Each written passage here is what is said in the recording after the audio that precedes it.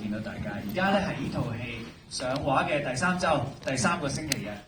哇入座率好好，我希望呢個現象可以持續耐啲，等我哋套戲可以同多啲觀眾見面。Hello， 大家好，我係游學修。Hello， 大家好，我係吳子樂 Marco。夫人係第一次睇我哋呢部電影，第一次。有冇人係朋友介紹㗎？不過我哋多謝你哋嘅朋友，亦都希望咧你哋會成為我哋下一次見到觀眾口中嘅朋友啊！咁不如我哋導演，我哋爭取一時間同觀眾交流下先，好嘛？好啊，觀眾有咩邊個咧？嗱，我哋套戲咧好特別嘅之處咧，就係無論我哋去到任何類型嘅戲院咧，啲觀眾咧都好快，基本上喺5秒之內咧就會有問題或者有啲感想想同我哋分享嘅。Q&A 嘅時間咧其實好短嘅，最珍貴就係同大家交流，所以邊個有問題有感想舉手就得㗎啦。我哋睇下觀眾有問題，想問下導演或者問下演員先，暫時未有。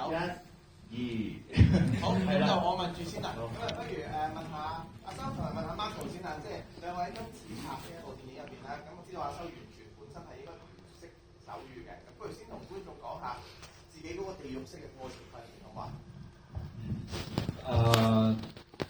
因為嚟到第3個禮拜啦，即係有啲我驚大家聽過啦，但係輕輕咁講啦，就係因為呢個戲要演一個手語之餘，就係個手語係母語啦，咁所以一定要花好長嘅時間。咁多謝劇組有一個好準備充足嘅時間，花咗超過大半年係可以地獄式咁樣練習，亦都好多謝我2位老師嘅，就係阿 Kim 同埋海鳥，幫咗我好多喺手語上，咁亦都我認為呢一個係一個基本嘅尊重啦，要飾演聾人呢個角色，咁所以出到嚟嘅效果都係成個團隊嘅功勞咯。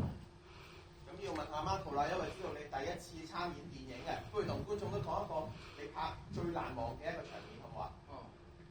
我最難忘嘅一個場面係籃球場嗰一幕。咁就係因為其實一話咧，我就自己有做劇本功課啦。咁但係做緊嘅時候，我都唔知道點樣做呢一場戲。原因係因為嗰個角色嘅掙扎同我自身嘅掙扎，佢都好相似。但係我會覺得我自己就係好似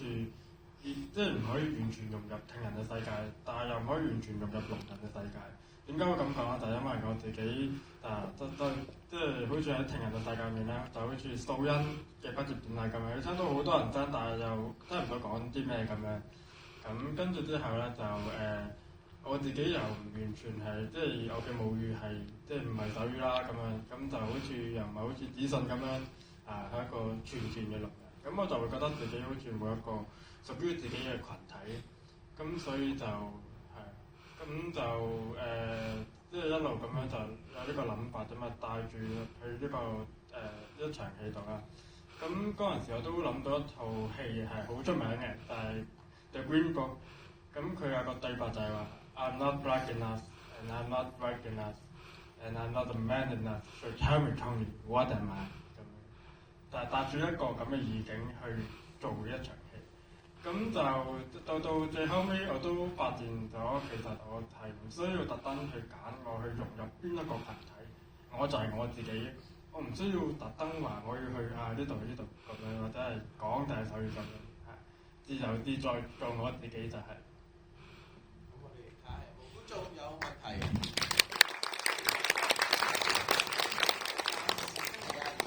有嘅，想問下導演喺選角上面，即係點解要揾到游學修啦？咁當然就有仲有鍾雪瑩，即係你喺揾佢哋做嘅時候，你係諗住係咪 first choice 啦？第一個問題就係，第二就係點解會想揾佢哋做？係覺得似喎佢哋定係點樣咧？係都我講係咪 first try 呢樣嘢咧都。我可以講翻真係我過往所有戲嘅，其實真係我諗我好幸運，我覺得我真係我過往所有戲嘅所有嘅即係主演同埋可能大家都知道我比較中意用新人啦，即係其實無論新人或者舊人都好，我過往所有戲嘅戲咧，我都覺得我嘅最後揀到嘅演員其實係個 first choice 嚟嘅，而係冇 second choice 嘅，可以咁講嚇。咁啊嗱，首先我講下 Marco 先啦，不如 Marco 其實佢係一位聾人演員啦。咁我覺得即係我拍一個聾人主題嘅戲，我盡量希望係提高聾人嘅參與度，係啦。咁所以我原本我以為我嘅群眾演員用聾人已經係好唔錯，但我隨住我慢慢做 research 去深入呢一個題材，對於聾人文化我俾佢所打動，我就覺得我應該要再走前一步。即使係主角，我都希望可以揾到聾人去參與。咁所以我最後好幸運喺做 research 嘅過程之中，我首先係識咗 Marco 嘅聾人老師，以前佢讀中學嘅聾人老師。咁啊，再透過佢咧就介紹咗 Marco 俾我認識。咁始終係一個新人，佢係第一次演出。好多時即係要用新人咧，即係其實好多時即係要依賴佢用翻自己嘅一啲本性。而我覺得又係好彩，我覺得佢好似 Alan 呢一個角色。你頭先聽佢嘅分享，你都感受得到嗰種既係即係有即係聾人嘅文化喺佢身上邊，但係佢亦都好樂於同即係健聽人去溝通啊咁樣樣。咁阿修咧，我喺寫個古仔嘅時候，我當然係其實即係經常都係諗到佢嘅嚇。咁而雖然佢係一個聽人啦。咁但係因為我覺得佢嘅一來，我覺得佢自己喺演藝事業上邊嘅艱辛，即係奮鬥力嘅歷程咧，係啦，係我唔知點形容，即係我當然係好，我覺得你好多年前我已經覺得你會行到呢條路嘅，咁而佢又真係做到啦，咁所以我覺得佢係應該好容易明白到紙上嗰個即係嗰個心路歷程。咁同埋當然我對佢嘅演出啊，佢演藝上嘅才華，我冇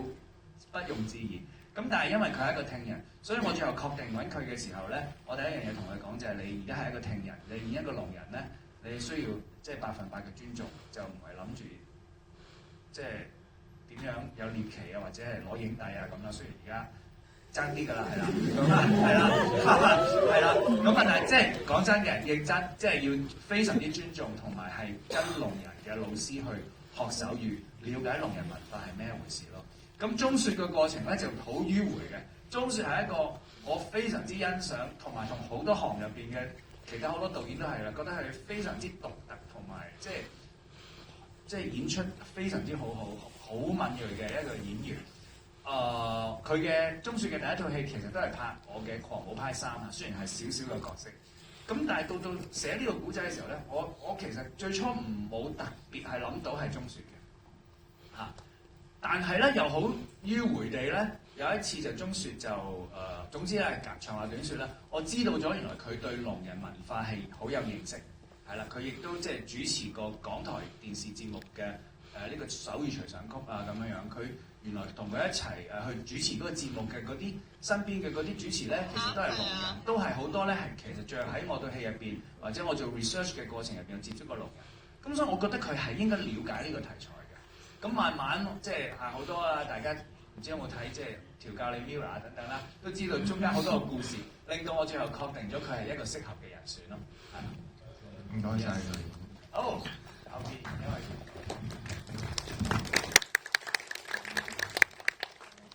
我義察嘅，咁我今日睇都好欣賞，原來有好多細節位，其實今次會發現到嘅。我想問咗導演先，入邊有好多嘅場景咧，係會特別用咗聾人嘅聲效嘅感覺，或者係突然間會靜晒，想我哋去更加留意佢嘅手語啊，或者更加留意畫面。咁你可唔可以講多少少點解會咁樣設計？另外我都想問下游學修，如果俾你做鍾雪嗰個角色，你係咪會有另一個演繹方法？因為而家好似紙信有你嘅影子，但係鍾雪嗰個角色咧，又好似完全同你唔同。係，唔該。聲效嗰個你都係幫我答嘅，因為你都好認識。你最初都有提過我聲效嗰方面嘅嘢。聲效嘅乜嘢話？我頭先 miss 咗。我答咗角色先就其實今次譬如今次呢個角色出現之後，有啲人都會話好同我本人好相似啦。咁咁啊其實我亦都演呢個戲嘅時候，我未開 live 鬧人嘅，即係一個巧合嚟嘅。跟住但正之前咧，其實之前喺影視作品入邊咧，我都冇乜機會。即係有啲人話，因為我覺得我今次係一個好收斂，因為冇講嘢啦所謂。但係其實我覺得係完全相反嘅，今次先係我最放出嚟做嘅一次嚟嘅。其實因為過往嘅角色所限或者係咯各樣嘢，其實都喺影視嘅世界咧，好少話一啲好誇張或者好多樣性嘅玩法。但係呢個角色因為佢係講手語啊嘛，咁你手語嘅時候，你一定要透過表情，你一定要透過你肢體，好多嘢你必須要表達出嚟，所以佢係比較外放嘅一個演出嚟嘅。咁正係我之前嘅演出入邊喺影視嘅世界入邊比較少。如果你話真係做鐘雪嘅角色，我覺得首先因為太多前設，譬如佢本身嘅角色係設定係女性啦，咁當佢係男性嘅時候，我覺得係會影響嘅嘢唔係單純係變咗男仔咁簡單嘅。我覺得喺佢嘅遭遇，喺所有嘢上，所以我好難咁樣去簡化地講如果鐘雪我就唔係咁演啦，我就點樣演啦咁樣。咁但係如果回應少少就係我同鐘雪都係比較崇尚，即係我哋心目中覺得好睇嘅演出咧係好升嘅。即係當我哋去睇人哋嘅時候，我哋會中意或者欣賞嘅嘢，同埋唔欣賞，咁樣演我哋好唔欣賞咁樣。咁我哋呢方面，我同佢兩個係好升嘅。我哋比較，如果好簡化嘅話，我哋兩個都係比較好崇尚自然同真實嘅。咁因為我覺得演出有好多種，即係有啲佢所謂唔係咁自然嘅演出，唔等於係差嘅。喺我嘅價值觀入面，咁但係呢個就係我同鐘雪會比較升嘅嘢。咁樣咯，我唔知算唔算回應咗呢個問題，但係因為好難話我演就會咁演，就同佢唔同，會呢啲位唔同咁，好難咁講。我加插一個問題喺答你嘅聲效嗰度，我 follow up 呢個問題，就係因為你記唔記得你最初同我講過好早期咧，你話其實你演 Alan 都得，你有冇新問題啊？呢個其實你會點演咧？因為呢個有一個情況，因為你演員你一定相信所有角色你都 handle 得到，你就算俾我做靚仔我都 handle 得到，即係我只會呈現我心目中嘅，即係我用我嘅方法去靚仔咁解。咁因為呢個 case 其實之前喺中英街1號曾經有討論，有發生過，就係又係我爭啲係會有得可以做盧振業嗰個角色嘅，即係簡單嚟講就係一個座座一個名門啦。一個櫻木花道，一個流川楓啦，我永遠都係櫻木花道嗰邊噶嘛。咁我都好想試一次做流川楓嘅。咁如果 Alan 呢個角色嘅話，我覺得即係我諗嚟到呢個階段好難咁樣去討論，因為有好多嘢可能都係 Marco 同導演兩個去建立出嚟嘅。但係然後如果交喺我手上嘅時候，我會捕捉住嘅嘢，同而家呈現出嚟嘅嘢可能好唔同嘅，但係有啲嘢佢唔會拎得走嘅，即係有啲嘢譬如佢嘅容易即係去接納人啊，容易去迎合或者配合人啊，好肯幫人啊，好肯幫朋友，好為兄弟，咁呢樣嘢係唔會拎得走嘅。咁但係呈現出嚟嘅，我相信一定係會係好唔同嘅事情咯。跟住聲音嗰個問題。即係點解會有咁多聲音處理咧？快答啦，好長漫長。琴日咧，我哋有一個聲效師嘅 screening 嘅影後談，好精彩。因為好簡單，就係因為寫劇本嘅初期咧，我已經覺得呢套戲嘅聲音係非常之重要。嗱，首先第一，我冇放棄到用聲音先，因為究竟聾人嘅電影會唔會其實可以有個選擇就係完全唔用聲嘅咧？但係我覺得我呢套戲，我希望用聲音。咁聲音咧，其實就真係俾聽人去感受聾人嘅世界嘅。而用聲咧，我其實就係要令到觀眾，令到聽人嘅觀眾可以代入到三個唔同嘅角色嘅 point of hearing， 同埋一個新 term 我啱啱認識 point of audit 係啦。因為聾人咧，其實佢之所以今日有形成咗佢今日呢個性格。三個角色都係，我相信同佢嘅耳仔聽到啲乜或者聽唔到啲乜係好有關，